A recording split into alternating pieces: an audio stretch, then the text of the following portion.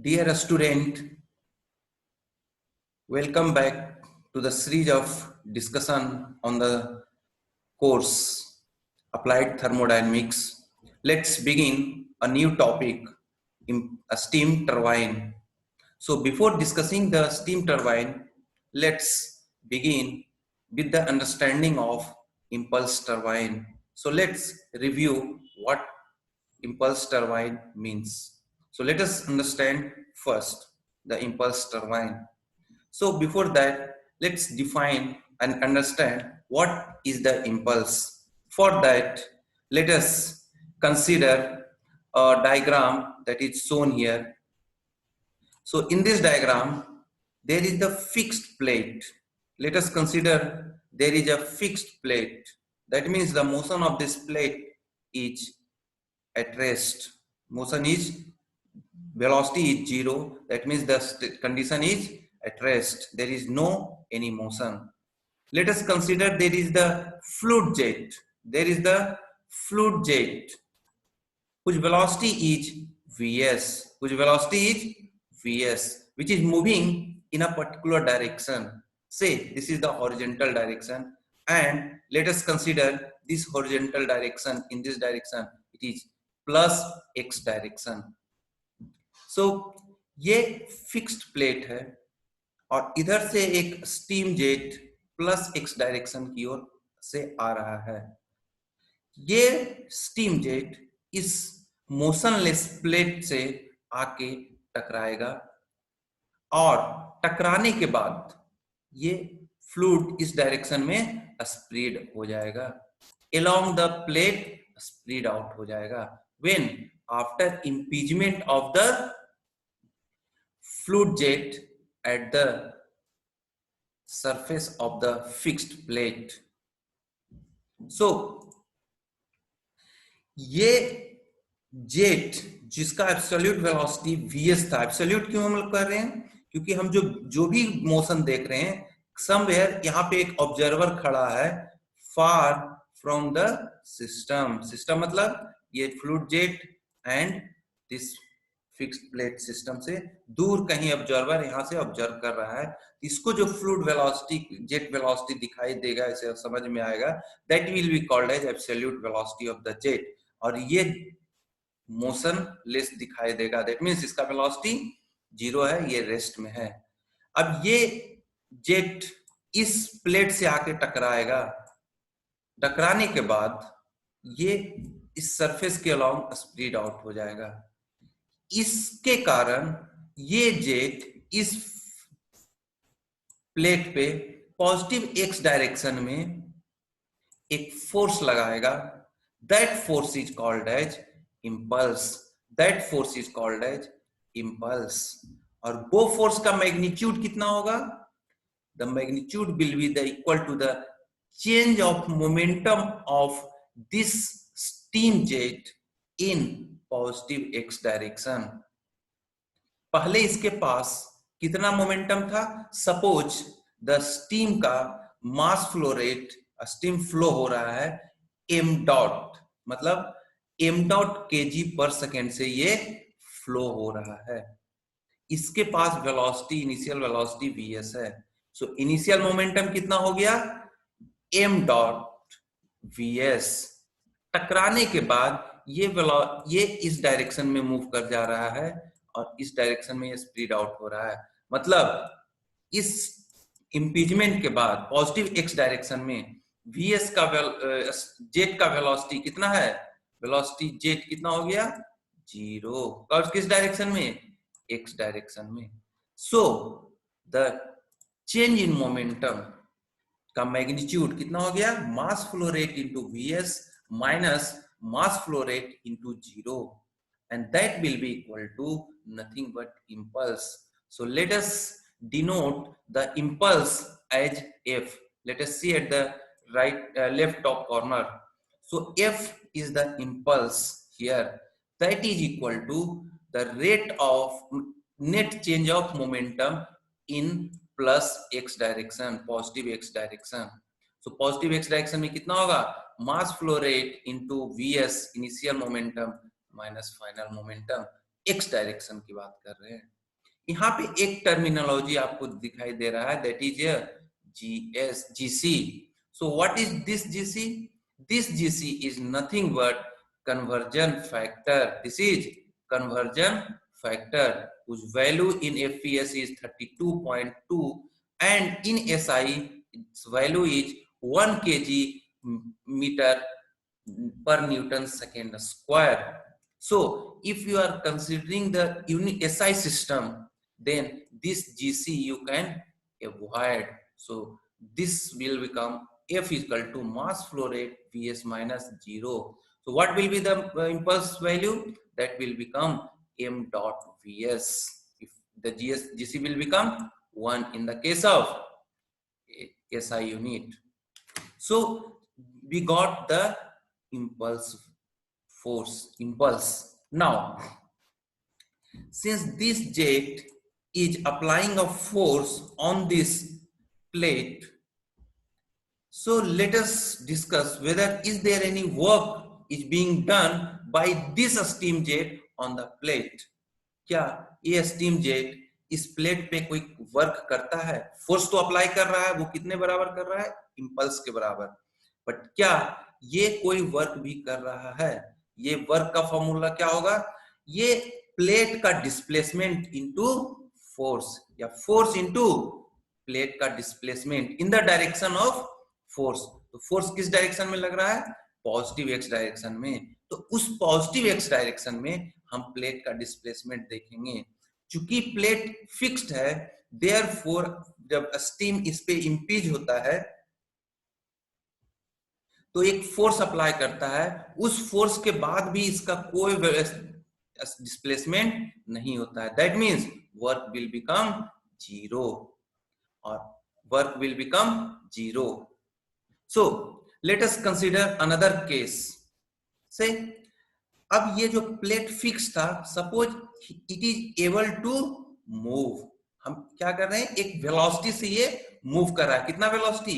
वीवी direction, वीवी velocity से। किस direction में? पॉजिटिव एक्स डायरेक्शन में। सो ये वीवी वेलोसिटी से मूव कर रहा है पॉजिटिव एक्स डायरेक्शन में। सो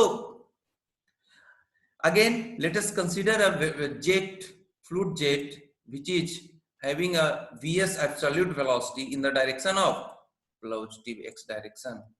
So ये अगर velocity है, इसमें तीन केसेस बनता है। सपोज अगर ये velocity of steam is equal to 0, तब हमारा कोई केसेस नहीं होगा, कोई इम्पीजमेंट नहीं होगा, क्योंकि ये जेट मूव करेगा ही नहीं। अगर velocity of, suppose velocity of blade का, वेलोसिटी ऑफ ब्लेड अगर Vs के बराबर आ जाए तो ये स्टीम कभी भी इसमें टच नहीं करेगा, मतलब कोई इंपीजमेंट नहीं होगा। इस स्टीम के द्वारा इस प्लेट पे कोई फोर्स नहीं लगाया जाएगा। लेकिन अगर velocity of blade velocity of steam से कम रहता है तो ये स्टीम इस प्लेट से जाकर टकराएगा, इंपिंज होगा। इंपीजमेंट होने के बाद ये स्टीम अगेन इस प्लेट के अलोंग स्प्रेड आउट हो जाएगा। ये जैसे ही स्टीम इस पे इंपीज हो रहा है, ये स्टीम का मोमेंटम चेंज हो गया इस एक्स डायरेक्शन में। देयरफॉर ये स्टीम इस प्लेट पे फोर्स अप्लाई करेगा। वो force will be called as impulse, और वो फोर्स का डिफिनीशन होगा that is the change in momentum of this steam jet. इस steam jet पहला मोमेंट ये किस वेलोसिटी से इस प्लेट से जाकर के टकराएगा? ये अगर एब्सोल्यूट वेलोसिटी Vs है, इसका एब्सोल्यूट वेलोसिटी Vb है, तो ये इस पे इंपिंज करेगा एक रिलेटिव वेलोसिटी से, that is equal to Vs minus Vb। यानी ये Vs माइनस Vb से जाके इस पे टकराएगा। टकराने के बाद ये इस डायरेक्शन में मूव कर जाता है, और इस डायरेक्शन में, मतलब पॉजिटिव एक्स डायरेक्शन में स्टीम का वेलोसिटी जीरो हो जाता है। मतलब अगर हम चेंज इन मोमेंटम देखते हैं तो mass flow rate into Vs minus Vb, क्योंकि उसी वेलोसिटी से इस पे टकराया है, माइनस जीरो। सो जो इंपल्स हम निकालेंगे वो कितना हो जाएगा? impulse F will become mass flow rate into Vs minus Vv minus 0. So अगर इस केसेस में हम इम्पल्स निकालते हैं तो ये हमारे पास इक्वेशन मिलेगा. Gc again it will become 1. So अब यहाँ पे ऑब्जर्व करते हैं कि ये जैसे ही फोर्स इस पे अप्लाई हो रहा है इम्पीचमेंट के बाद, इसका कुछ ना कुछ डिस्प्लेसमेंट प्लेट का होगा. अगर वो हम यूनिट टाइम में लेते हैं तो यूनिट टाइम में वेलोसिटी प्लेट कितना डिस्प्लेस होगा. अगर वेलोसिटी vb प्लेट का, इस प्लेट का vb वेलोसिटी vb है तो यूनिट टाइम में कितना डिस्टेंस कवर करेगा, vb के बराबर. इस पे फोर्स कितना लग रहा है, f के बराबर. और इस प्लेट का डिस्प्लेसमेंट कितना हुआ यूनिट टाइम में, vb के बराबर. देयरफॉर यूनिट टाइम में जो स्टीम प्लेट पे कितना काम करेगा, f into vb. so this will become the work done in unit time और rate of the work done इसका यूनिट हो जाएगा watt. मतलब impulse force into velocity. Impulse force कितना है, ये वाला एक्सप्रेशन हमने निकाला था, उस पे हम लोगों ने वेलोसिटी से मल्टीप्लाई कर देंगे. That will give the rate of work done. अब हमने यहाँ पे एक ये ऑब्जर्व किए थे कि जब वेलोसिटी, यहाँ पे वेलोसिटी ऑफ ब्लेड, जो वेलोसिटी ऑफ ब्लेड था, ये जो वेलोसिटी ऑफ ब्लेड है वो, इसका दो केसेस है. अगर वेलोसिटी ऑफ ब्लेड सपोज 0 हो जाए, ये अगर रेस्ट में हो जाए तो ये कंडीशन आ जाएगा, यही वाला कंडीशन आ जाएगा. कब, जब वेलोसिटी ऑफ बी इज 0. उस केसेस में क्या होना चाहिए, इस केसेस में हमने ऑब्जर्व किया था there is no work done that is being done by this steam jet on this plate. हम एक्सप्रेशन में vb का मान 0 सब्स्टिट्यूट कर देते हैं तो वर्क डन कितना आ गया, 0. सेटिस्फाई हो गया. अगर वेलोसिटी ऑफ बी और वेलोसिटी ऑफ स्टीम दोनों का स्पीड सेम हो जाए तो ये स्टीम इस पे इंपीज नहीं कर पाएगा, मतलब ये इस पे कोई फोर्स नहीं लगा पाएगा. फिर से अगेन कोई वर्क डन नहीं होगा. यानी वेलोसिटी ऑफ बी अगर वेलोसिटी ऑफ स्टीम के बराबर हो जाए तब भी कोई वर्क डन नहीं होगा. अगेन इस पे अगर हम सब्स्टिट्यूट करते हैं vs इक्वल टू vb तो ये एक्सप्रेशन फिर से 0 हो जाएगा. मतलब क्या है, हर हाल में vb कुछ फिनाइट वैल्यू होना चाहिए and that must be less than vs. जैसे ही लेस देन vs होगा तो जैसे ही vb 0 था और vb का मैक्सिमम वैल्यू vs होगा, दोनों के केसेस में 0 आ रहा था. और इन बिटवीन जब vs से कम है तो कुछ ना कुछ वर्क डन मिल रहा है. इसका मतलब क्या है कि किसी न किसी वैल्यू के करस्पॉन्डिंग वर्क डन मैक्सिमम हुआ होगा.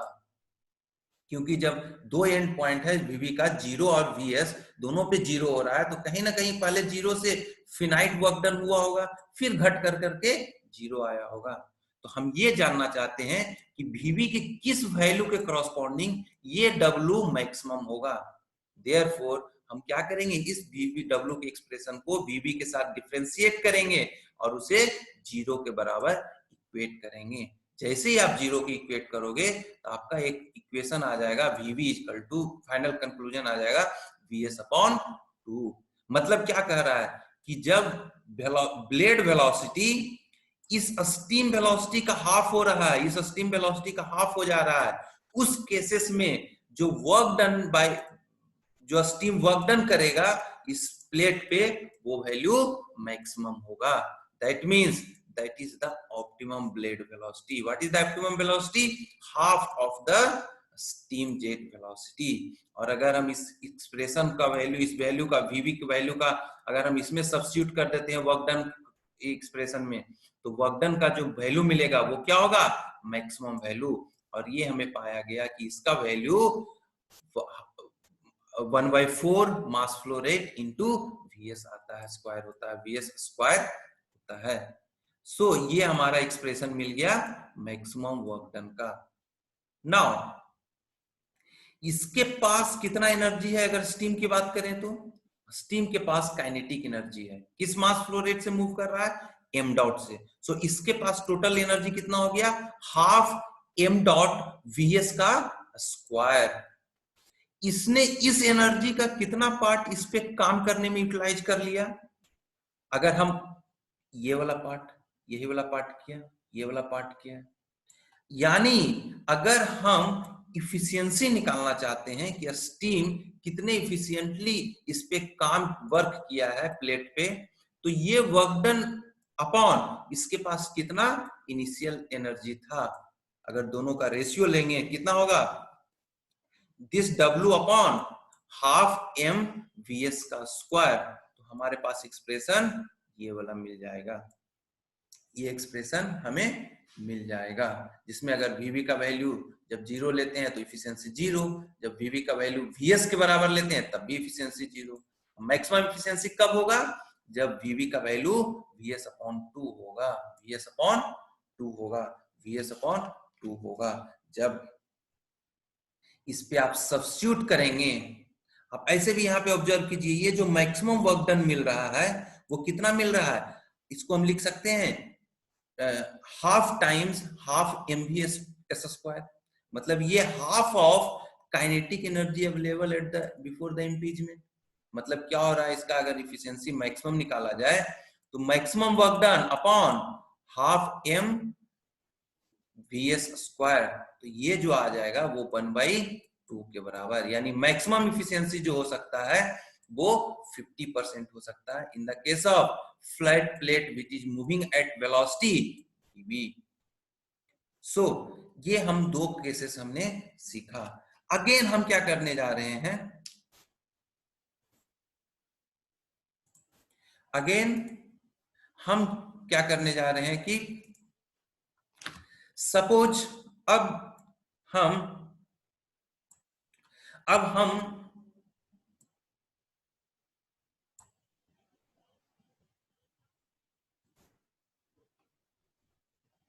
हम क्या करने जा रहे हैं, एक सिलिंड्रिकल प्लेट ले लेते हैं, that is the curved plate. पिछला केसेस में क्या था, ये एक फ्लैट प्लेट था, अब हम उसके जगह ये ले रहे हैं कर्व्ड प्लेट, कर्व्ड प्लेट है, कर्व्ड प्लेट है।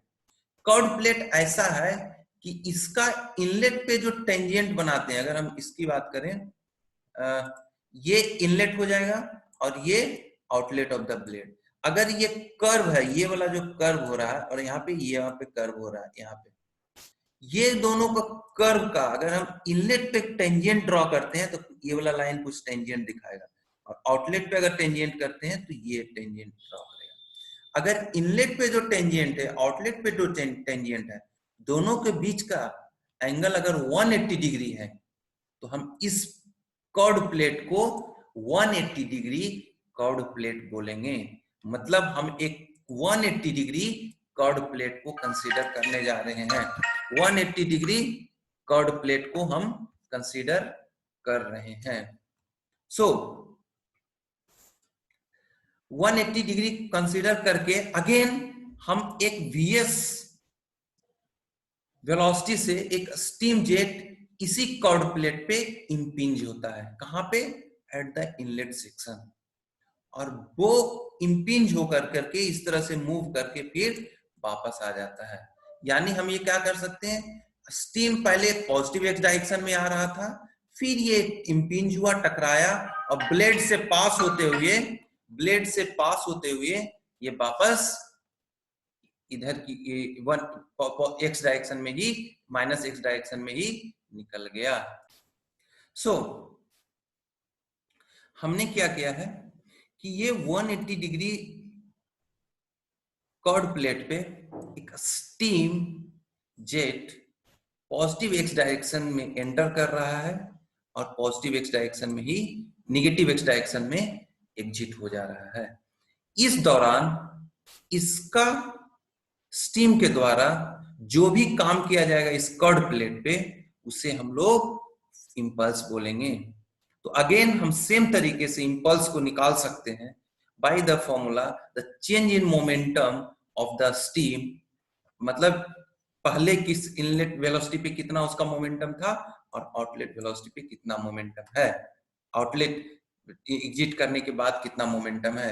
अगर हम दोनों का मोमेंटम चेक कर लें, निकाल लें, that will be the impulse.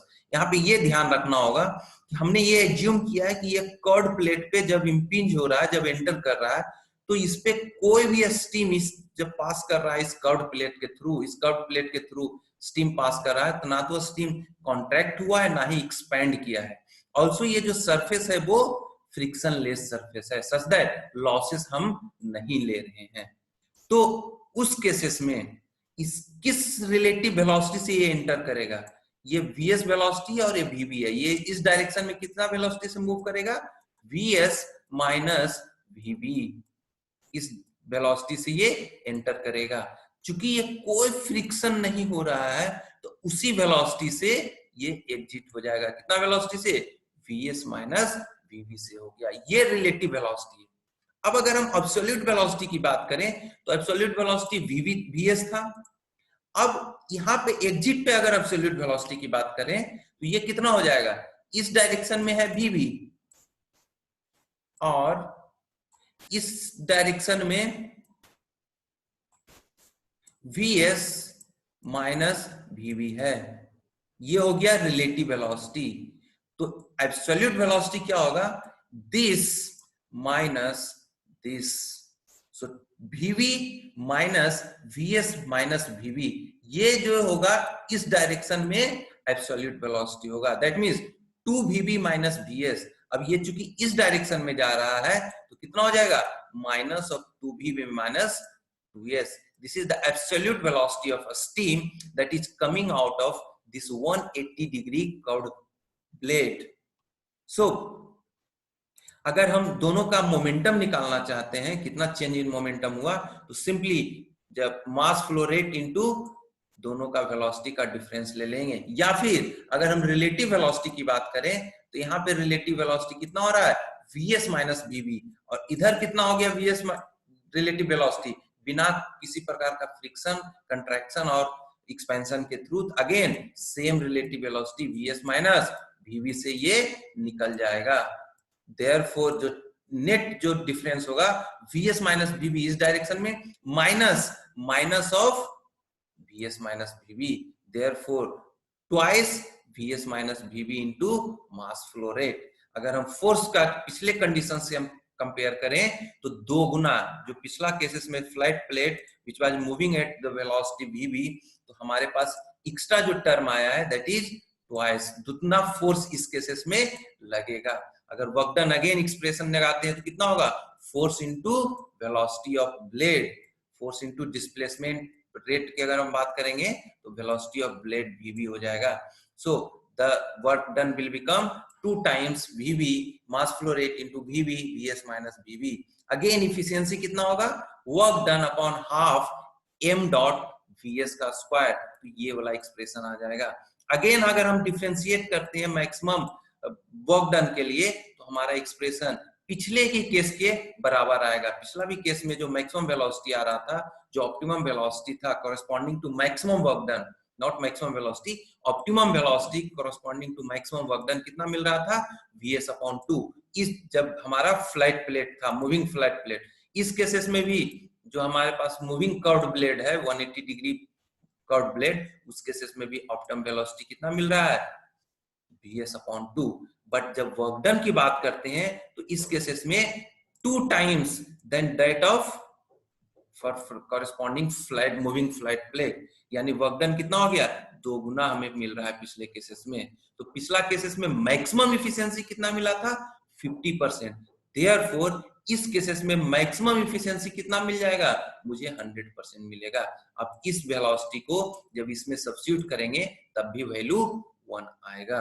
सो हम अगर तीनों के केसेस में हम अभी तक अगर कंपेयर करें हमारे पास, तो एक हो गया था फिक्स्ड फ्लैट ब्लेड, दूसरा था फिक्स्ड मूविंग फ्लैट ब्लेड, और तीसरा था कर्व्ड ब्लेड। देखिए हमारे पास कितना 2 केसेस हमने अभी तक पढ़ा है, एक फिक्स्ड फ्लैट ब्लेड, एक हमारे पास फिक्स्ड फ्लैट ब्लेड था, मूविंग फ्लैट प्लेट था, और तीसरा 180 डिग्री कर्व्ड मूविंग ब्लेड। अब ये क्या हो रहा है इस केसेस में, हमने ये ज्यादा इफिशिएंट हमने देखा है, देयरफॉर हम लोग किसको यूज करेंगे, हम चाहेंगे कि जो ब्लेड हो वो इसी शेप का हो। कौन सा शेप का, ये हमेशा इसी 180 डिग्री ब्लेड हो, जिसपे इनलेट हो हमेशा कहां पे, एक्स डायरेक्शन में, एग्जिट हो एक्स डायरेक्शन में। अब चूंकि ये जो स्टीम है वो बहुत ही हाई स्पीड स्टीम होता है, ये जो स्टीम है वो हमेशा हाई स्पीड स्टीम होता है, हाई स्पीड स्टीम होता है, ये हाई स्पीड स्टीम होता है, इसीलिए यहाँ पे हमें नोजल का यूज करना पड़ता है at the entrance to the blade. चूंकि नोजल के पास, हमारे पास नोजल यूज करते हैं। अब इसमें एक चीज और है कि ये स्टीम जो यूज कर रहे थे, स्टीम जो हमने यूज किया था, ये ब्लेड जब हम यूज कर रहे, एक ब्लेड यूज करेंगे तो स्टीम इससे आके टकराएगा, फिर ये क्या होगा, स्टीम ब्लेड आगे मूव कर जाएगा। तो अगर इस एक ब्लेड यूज करते हैं तो हमें कंटिन्यूअस वर्क आउटपुट नहीं मिलेगा।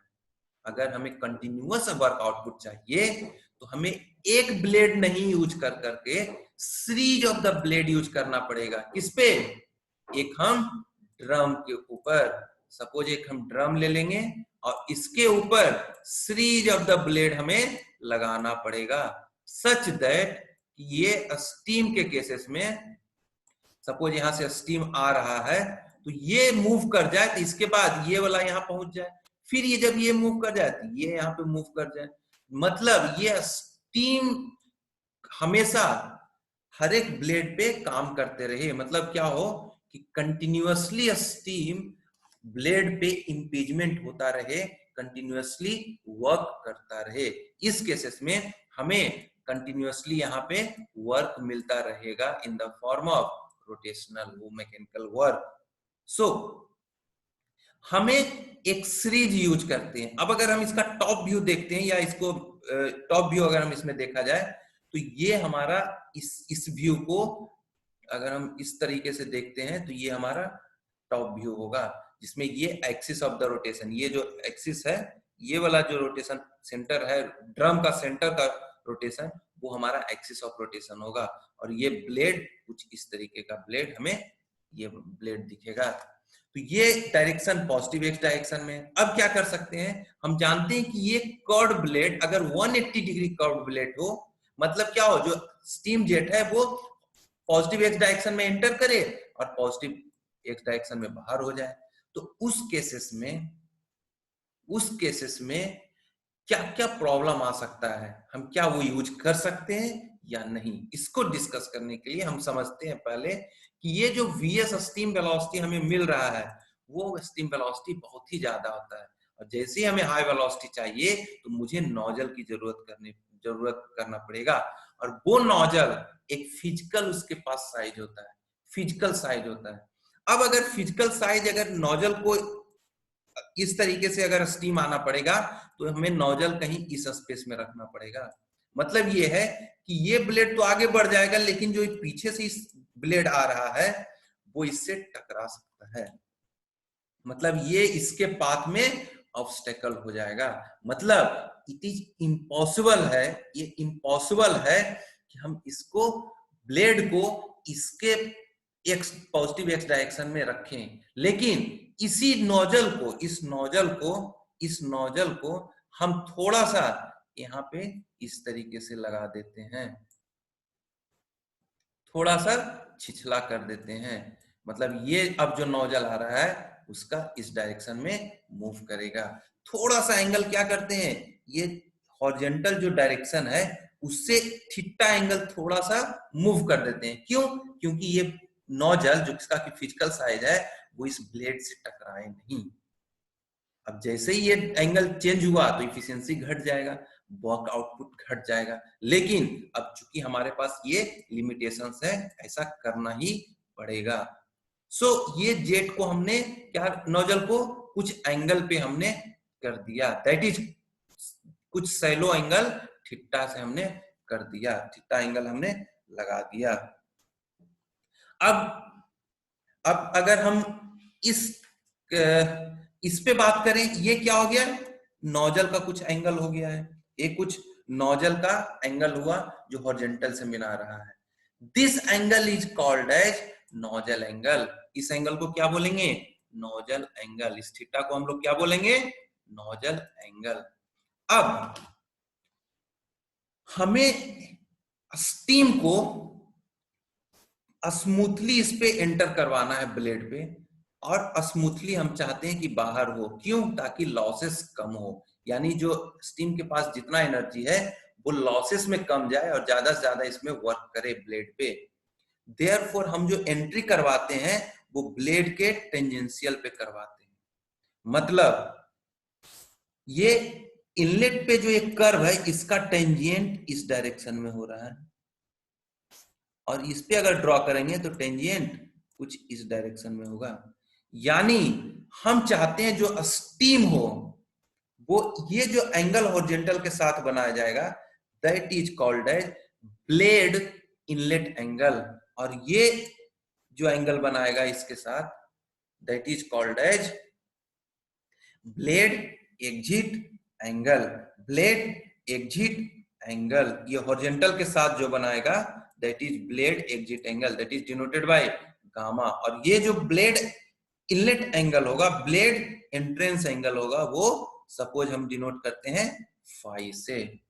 तो आपको ये समझ गए, एक थीटा है जो नोजल एंगल है, जो एक नोजल को लोकेशन दे रहे हैं। दूसरा क्या है? एक फाई है जो ब्लेड पे जिस एंगल से इनलेट होगा स्टीम, ब्लेड से जिस एंगल पे बाहर होगा उसको ब्लेड एग्जिट एंगल। तो ब्लेड एंगल इनलेट एंगल है क्या? जो ब्लेड के कर्व पे इनलेट पे जो टेंजेंट बनेगा वो टेंजेंट ब्लेड के एंट्रेंस के कर्व जो टेंजेंट हम खींचेंगे वो जो हॉरिजॉन्टल के साथ एंगल बनाएगा that is called as blade entrance angle denoted by phi. जो एग्जिट पे कर्व है वो जो टेंजेंट हॉरिजॉन्टल के साथ बनाएगा that is called as blade exit angle, that is denoted by gamma. So हमेशा अगर कोई दोनों के बीच में विदाउट एनी शॉक, कोई without any losses, without any turbulence, कुछ डिस्टर्बेंसेस के स्मूथली एंटर कर जाए, स्मूथली बाहर हो जाए, तो ये जो नोजल एंगल थीटा है वो किसके बराबर होना चाहिए? ब्लेड एंट्रेंस एंगल फाई के बराबर अगर हम करेंगे तो इस केसेस में होना होगा। खैर, ताकि स्मूथली एंटर कर जाए। इस केसेस में हमने क्या किया है, हमने सीखा कि ब्लेड का जो एंगल, हम इस लिमिटेशंस के कारण कंक्लूजन हम क्या कर सकते हैं कि इस लिमिटेशंस, चूंकि ये नोजल क्या है, एक फिजिकल एंगल है, एक फिजिकल थिंग है। दूसरी बात, विदाउट एनी लॉसेस हमारा स्मूथली एंट्रेंस होना चाहिए और ये स्मूथली एग्जिट होना चाहिए। अब स्मूथली इस एंगल पे क्यों एग्जिट होगा? सपोज इस ब्लेड को बीच वाले से हम पकड़ते हैं, यहां पे ये एंट्री किया, अब अगर इसी डायरेक्शन में अगर एग्जिट हो जाएगा तो देखिए ये ब्लेड इस डायरेक्शन में मूव कर रहा है, ये ब्लेड इस डायरेक्शन में मूव कर रहा है, और अगर ये एग्जिट एंगल हॉरिजॉन्टल हो जाए तो क्या होगा? ये जो स्टीम बाहर आ रहा है ये इस ब्लेड पे उल्टा डायरेक्शन में एक फोर्स लगाएगा, तो नेट फोर्स जो ब्लेड पे इस डायरेक्शन में लग रहा है वो कम हो जाएगा, यानी वो जो रिजल्टेंट वर्क डन होगा वो कम करेगा।